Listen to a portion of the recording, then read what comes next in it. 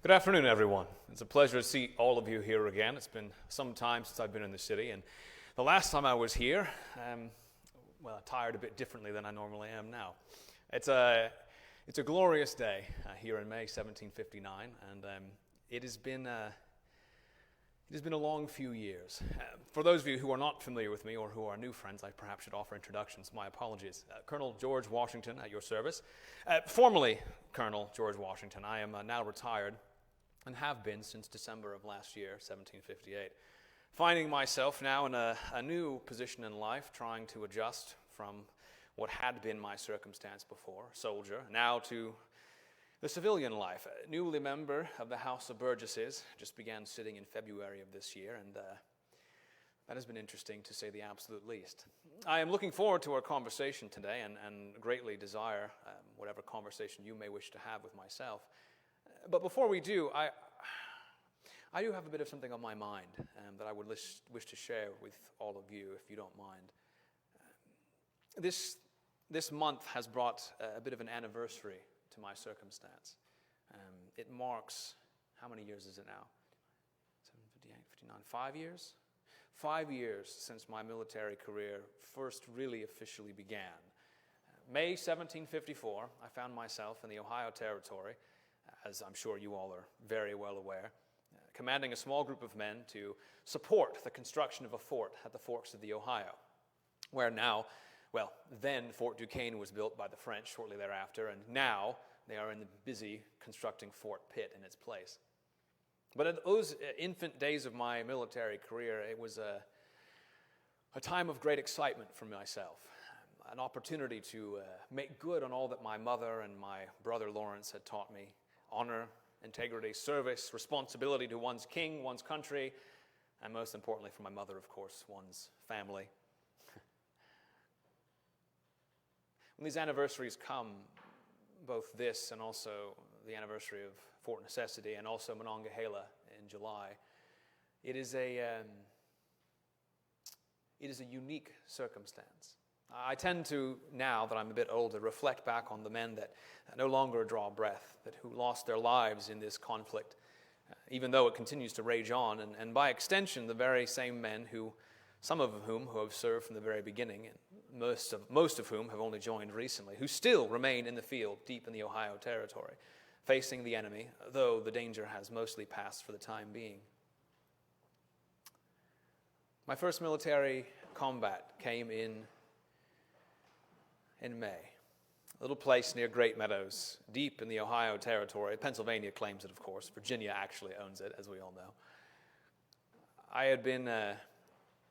I'd been watching the French advance towards us with great trepidation for quite some time, worried that very, very soon we would be encircled. Our military forces were far inferior to theirs in number. I had 150 men barely. Some of them were sick and unable to function. The French were arriving with somewhere between 600 and 1,000. The numbers were unsure at the time. We later realized it was closer to 600. Either way, we were back on our heels. My orders were very clear: to drive the French, hold our ground, and if necessary, drive the French from the Ohio, and if necessary, take violence to them. Also, our allies, the Half-King, Monocatuca, and others had been threatened by French officers, a man by the name of Monsieur Laforce. They came to me, sent messages to my men and I, instructing us and telling us, informing us, that this Laforce had been chasing them, seeking to bring them back once again to the French, and if not, then to kill them, if at all possible, to have vengeance upon them for forsaking their French fathers and joining us, the English, in our cause for the Ohio. We responded to their call for help, marched some 6 miles away from our camp at Great Meadows, surrounded the French contingent that was there, fired upon them. In this ensuing engagement, several of them were killed, including their commander, Ensign Jumonville. My first taste of combat was one that I expected it to be at that time. Glorious excitement, standing upon the field of battle, serving and possibly dying for one's king. The musket balls whistling about, something pleasing in the sound. Very soon things began to get out of hand, however. A few months later at Fort Necessity, we lost horrifically. A third of my men killed and wounded in that whistling of the musket ball, not nearly as pleasing as it once had been. The next year, Monongahela, 450 soldiers thereabouts destroyed, killed, 500 or so wounded. Many of the men that had served with me with distinction at Jumonville's Glen, as some call it, Fort Necessity at Great Meadows the year before, were with us at Monongahela. Edmund Wagoner, his brother Thomas, Peroni, Polson, countless others. Many of them, Polson, Peroni, young Wagoner, butchered by the enemy at Monongahela. A handful of them killed not by the enemy, killed by their own friends, by British soldiers panicking in their lack and loss of discipline, firing upon enemy as it is, and friend alike. But you don't wish to hear about these things, I'm sure. I apologize for going back in time to reverie that may not matter as greatly to you. The truth of it is that we were successful, finally, as you all know. Once again, returned to the forks of the Ohio this last year with General Forbes, went to the same ground, were able to put to rest many of those brothers in arms of ours whose sons' bones continue to lie bleaching in the sun. Finally took Fort Duquesne. Well, the French burned it and left before we got there, but at this point in the war, we'll take what we can get. And then my time in the military is over. I resigned my commission, and as I said before, happily now ensconced in private life. But now, as a servant of Virginia, as a civilian, formerly as a soldier, I am at your disposal. We wish to have conversation. I'm only in the town for a few more days before I take myself back up to Mount Vernon, and Mrs. Washington, it's still not quite used to saying that specifically. She and her young ones are making the house theirs. I took them back there up earlier a few months ago and left them. I'm sure the house will be all livable once I arrive. And at your disposal for whatever conversation you wish about military matters. I am not entirely familiar with every circumstance going on just now, but I can do my best to approximate.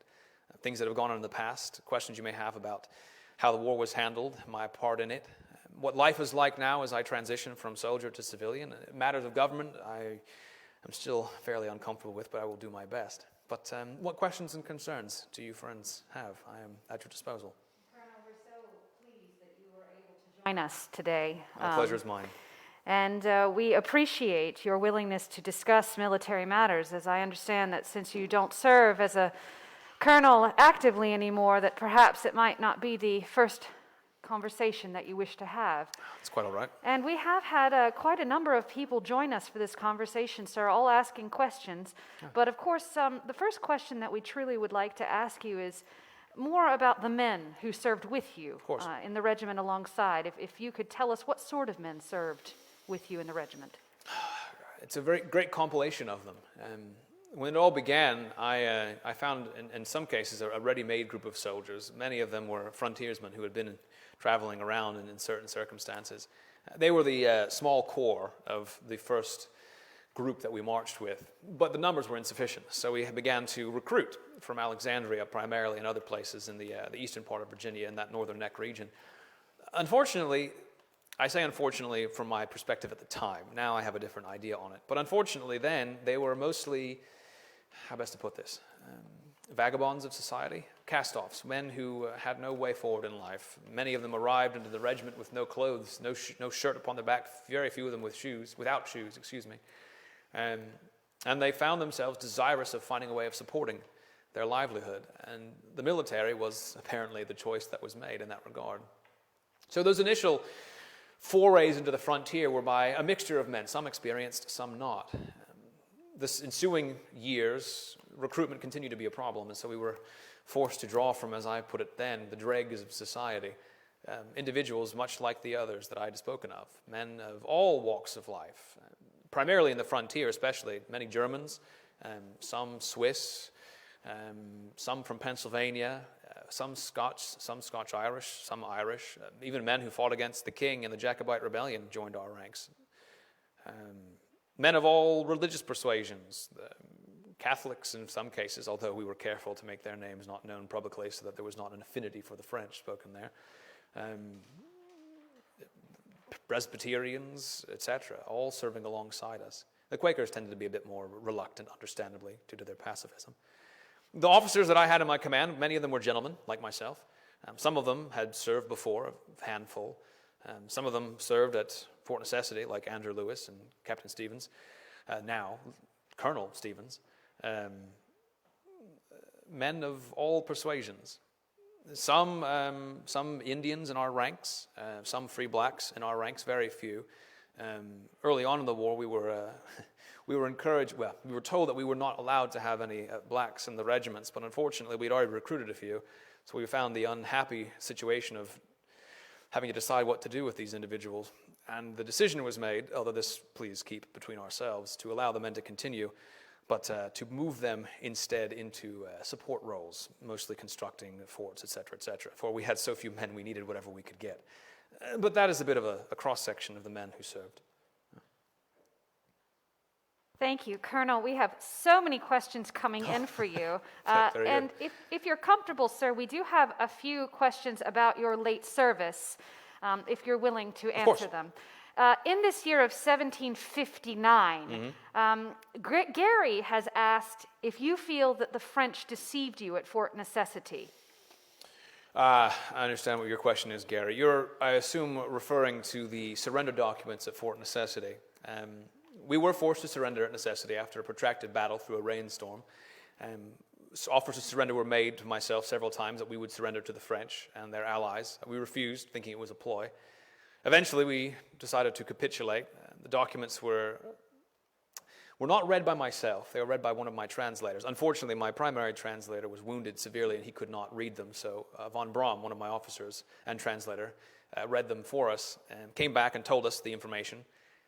Unfortunately, we discovered later that his translation was inaccurate on a few counts.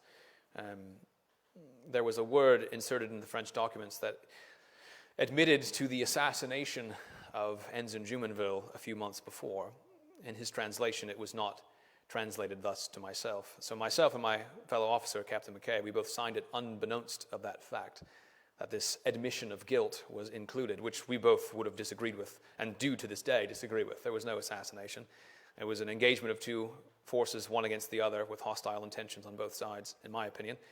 The French did present papers at that skirmish saying that they were emissaries, but they had been in our vicinity for some weeks beforehand, had never made themselves known, and it was not until the conflict was upon them that they decided to put their papers forward. So my attention has always been that they are spies attempting to. So did I feel that the French deceived us? Well, in a roundabout unintentional way, I suppose.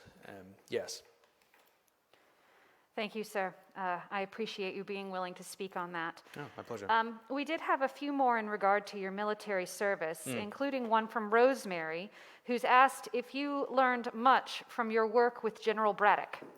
Oh, thank you for asking after General Braddock, Rosemary. Yes, very much so. I learned a great deal from General Braddock. Primarily, the importance of discipline in the military force. We saw the breakdown of discipline at Monongahela alongside General Braddock, when many of the British troops, when their officers were destroyed, began to collapse into fear and panic and cowardice. Not all, but many.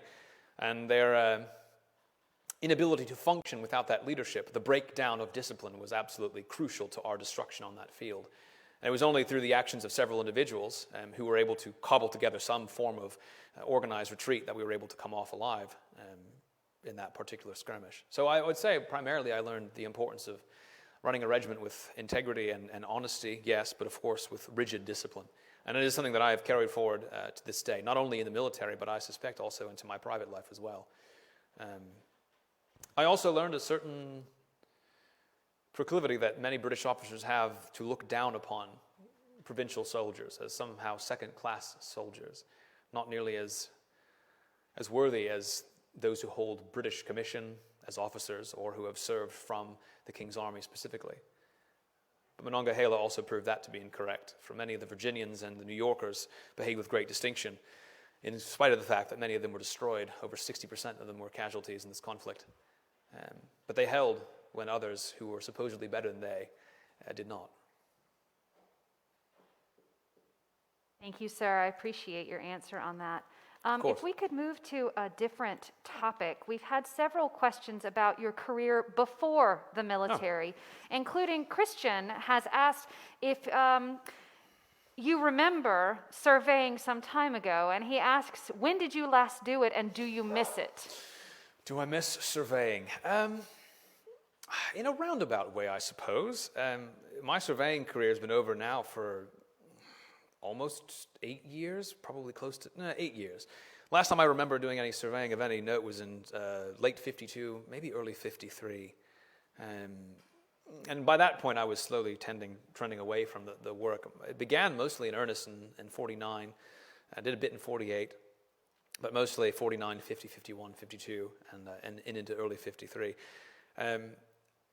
It was important, I think, for myself. I was able to, through my process of surveying, make enough money to begin purchasing my own property, which for me was a good thing. My father, when he died, did not leave much land to myself and my siblings, it all going to my elder half-brothers, Lawrence and Augustine. And so I found a need for adding to my property through my own means, if at all possible. And surveying proved a very effective and lucrative way, not only for the money that it brought, but also the connections it brought and the experience in the frontier. When time came for this conflict and my part in it began, I found myself perhaps a few steps ahead of many of my peers of my age, other gentlemen who could have held military commission, due to the fact that because of my surveying, I had spent an extended time in the Shenandoah Valley and parts west. And I do miss it. I still hold the skills. I enjoy the geometric spacing and measuring of land and the excitement and adventure. I got to see and go places that very few, except for the native people of these lands, had ever been before. And so I do miss it in some ways. I'm sure at some point I'll do it again in the future, but more probably for my own personal interest or perhaps measuring a bit of land that I already have to make sure that the plots are properly laid out. I do not think I will return once again to that as my career of choice. Thank you for asking. Thank you, sir. And as a quick follow-up, yes. Susie has asked if you felt that your work as a surveyor helped you in your military service. In a roundabout way, Susie, I suppose, due to the fact that I had been in the frontier because of my surveying, which helped a bit, I think, in attaining my commission. When you look at the first officers who led it, what would have led at Fort Necessity, the two commanding officers, Colonel Fry and then myself, had both been surveyors, neither with military experience before. So yes, I suppose it did help, if not in actual practice, in getting me the position to begin with, perhaps. Thank you, sir. Of course. We've had a few questions about some more of your personal life, if you don't mind speaking about your family and domestics. I will be happy to do so, but of course evasively. One never knows what might appear in the newspapers. Our friend Aaron has asked, how many brothers and sisters do you have? I have 4 younger brothers and 1 sister. Well, 3 brothers, 1 sister. Samuel, Betty, John, and Charles is the youngest. 2 elder half-brothers, Lawrence and Augustine. My father had 2 other children, both who died before I was born. The brother's name I don't even remember. The sister was Jane.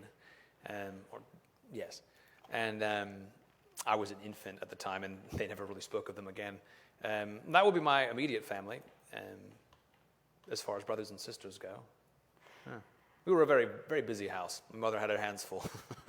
Imagine me and 4 younger, smaller versions of me all running about the same place at the same time, poor woman.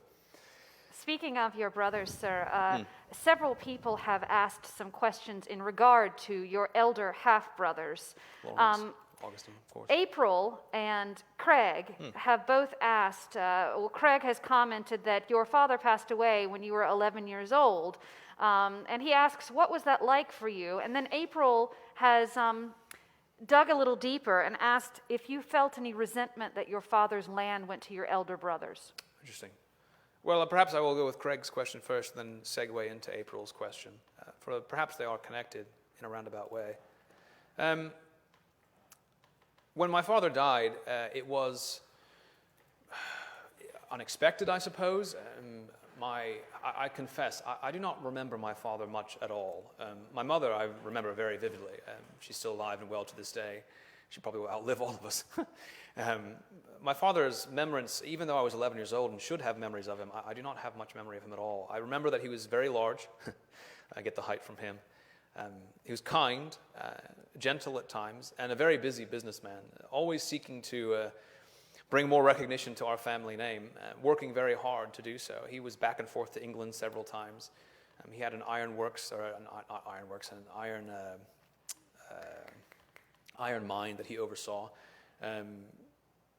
So when he passed away, and the lands went to my elder brothers, Lawrence and Augustine, which is common in Virginia law, of course, it's expected. Was there resentment towards them? At an 11-year-old, I doubt it. I looked up to my brothers with great recognition and adoration.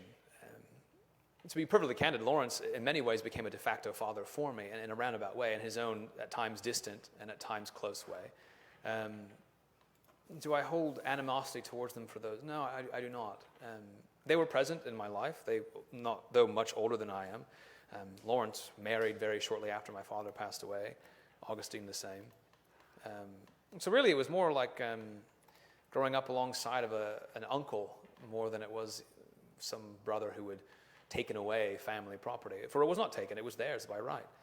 I was taken care of, my mother was taken care of as best as possible, my siblings as well. Things were difficult. Finances were the tightest they've ever been in my life, most certainly.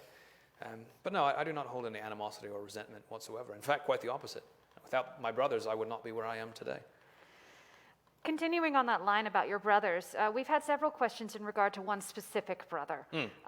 Doug has asked how influential your brother Lawrence was on your life choices thus far. And Rosemary again has mentioned that you traveled to Barbados with your brother. And she asks a bit about that travel with Lawrence. Of course. Well, they're tied together, I suppose. Lawrence was influential in my life, as I've just stated. He was an absolutely essential part of my upbringing. My mother and he, along with the Fairfaxes, became my patrons and guides through life. Lawrence and the Fairfaxes were connected because of Lawrence. He married into that family. And without him, I do not think I would be where I am. I followed in his footsteps after his death as a member of the militia.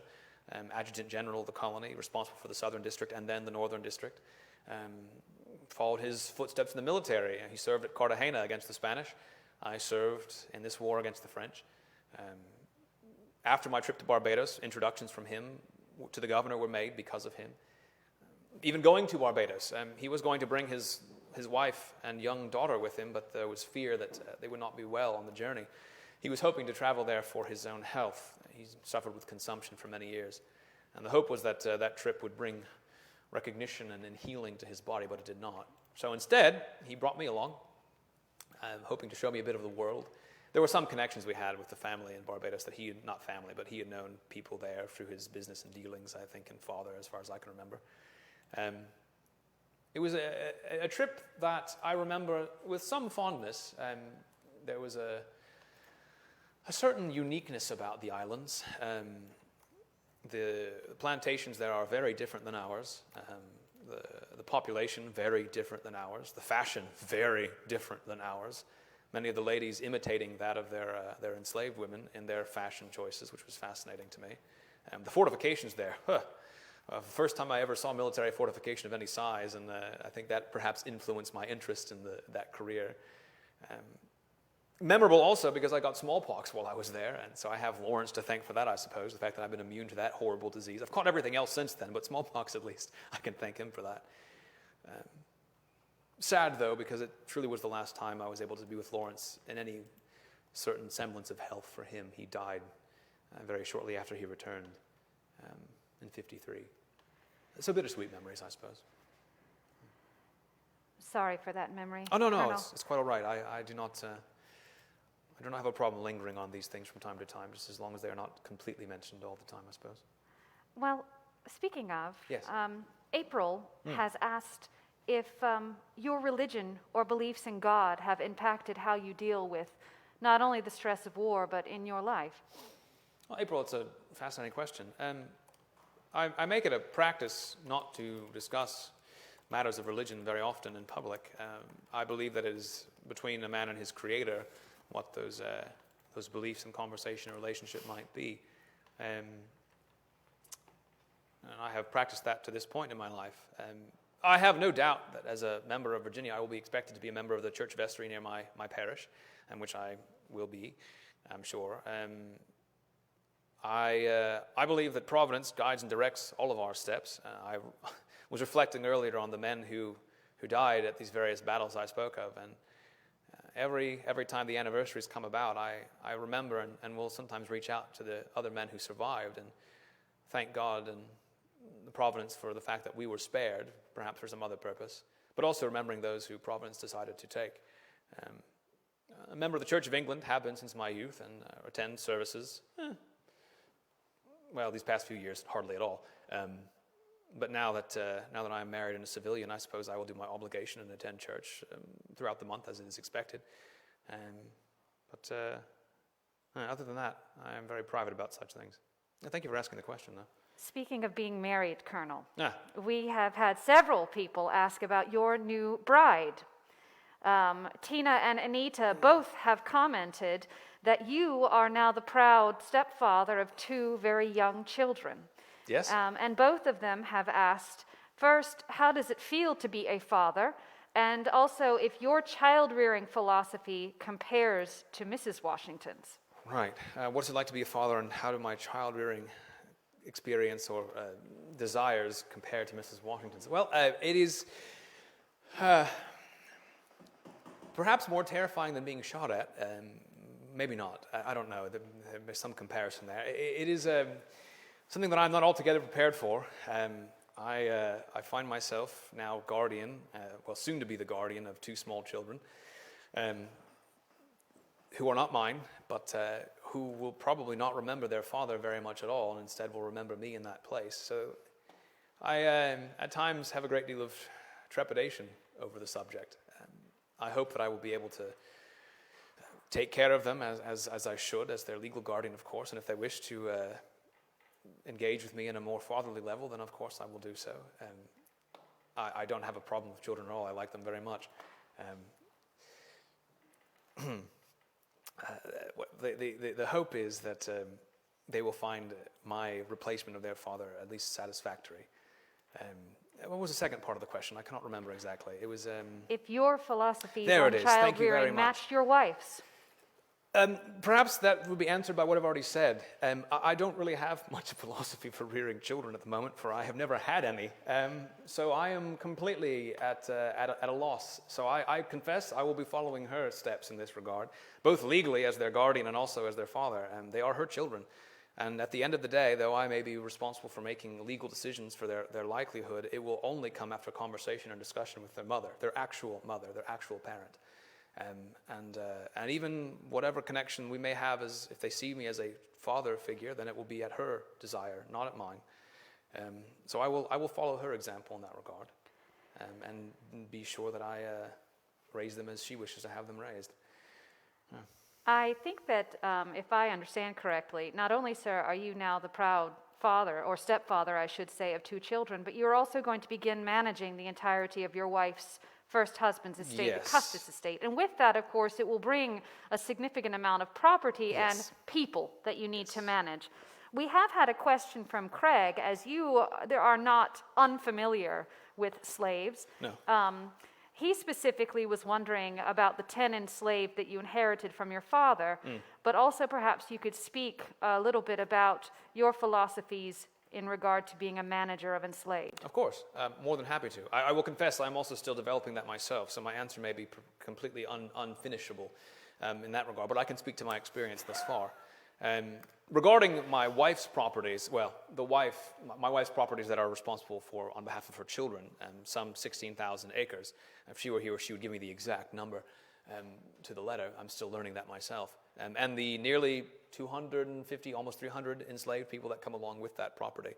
I will have to very quickly learn to manage vast, not only lands, but also peoples upon them, adjudicating the experience of individuals, both in the field and in the house, workers, tradesmen, etc. So I have a great deal to learn, and I will follow her example in regards to those, for she has managed the estates effectively by herself since her husband's death, and I will learn from her in that capacity.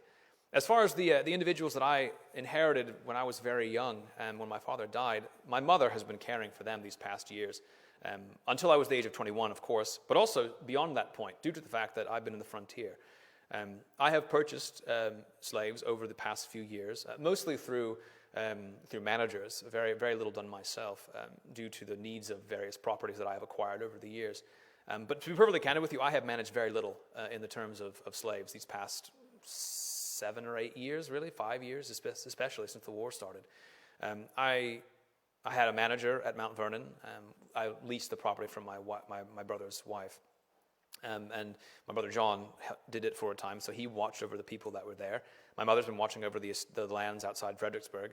I have a manager at Bullskin Plantation outside Winchester.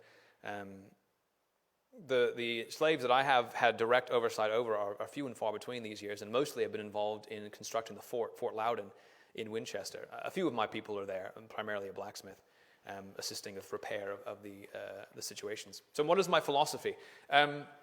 Probably very similar to what I have for my soldiers. If work is expected of you, you will do it, regardless of your station, regardless of whether you are paid or not. You have an obligation to fulfill in your position as someone who works for me in this regard, or labors for me, depending on whether you are paid or you are an enslaved person. And I will expect people to work as hard as I do, and will hold that very, very strongly for whoever you may be in that regard. That would be my philosophy. Thank you for that. Sir, we have one more question in regard to your private life before we will move on to a different topic. But our friend Nastasia has rightly commented that here in our time, we are very soon to be celebrating our mothers this coming weekend. And she was wondering if you could tell us a little bit about your relationship between you and your mother, and perhaps your new mother-in-law. Well, of course. Thank you for asking after them, Nastasia. I will let them know that you said something. They will be delighted, I'm sure. My mother-in-law, I will start there. She is the easier to handle, I suppose, in this conversation. My wife's mother and I get along famously. I like her very much. She seems to like me. I'm not sure if it's the fact that I'm a soldier or not, but we seem to get along very, very well. My mother as well, I have nothing but respect for the lady. Anyone who's a part of a family knows that at times families disagree on subjects, and my mother and I are very much that way. We have a certain similarity of temper. She's learned to control it better than I have. I am learning to follow in those footsteps. But I will say this, there are some who castigate my mother for being harsh, or perhaps overbearing, or insistent upon things being done a certain way. I would caution them to be careful how they say such things, for the same qualities they have described as negatives in my mother are the same qualities that have served me very well these past few years. Without her instruction and teaching, I would not be where I am today, regardless of the fact that we disagree upon subjects at times. One of my young friends, when I was very, very young, wrote that he was more afraid of my mother than he was of his own parents, but went on to say that she was also, at the same time, one of the most amiable and kind people you will ever meet. And that I find is very true. Though she is strong-willed, she chose to raise myself and 4 younger siblings without remarrying, which is incredibly unusual for a lady of her station. She chose to do that by herself. All of us have turned out well, except for poor Samuel, but there's always one in every family. And he'll be all right eventually, I'm sure.